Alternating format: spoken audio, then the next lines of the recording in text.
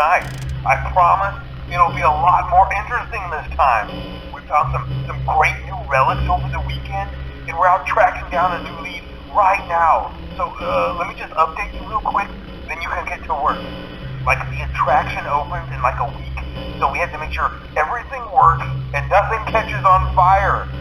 When the place opens, people will come in at the opposite end of the building and work their way toward you, then past you and out the exit. Yeah, you've officially become part of the attraction.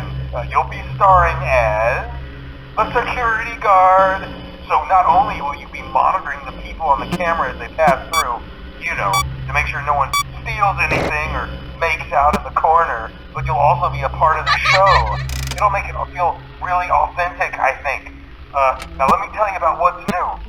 We found another set of drawings, always nice, and a foxy head, which we think could be authentic. Then again, it might just be another crappy cosplay. And we found a desk fan, very old school, metal though. So watch the fingers. Right now the place is basically just, you know, flashing lights and spooky props. I honestly thought we'd have more by now. If we don't have something really cool by next week, then we may have to suit you up in a furry suit and make you walk around saying, boo. But, you know, like I said, we're trying to track down a good lead right now. Some guy who helped design one of the buildings says it was like an extra room that got boarded up, or something like that. So we're going to take a peek and see what we can find. For now, just get comfortable with the new setup. You can check the security cameras over to your right with the click of that blue button. You can toggle between the hall cams and the vent cams. Then over to your far left, you can flip up your maintenance panel. You know, use this to reboot any systems that may go offline. In trying to make the place feel vintage, we may have overdone it a bit.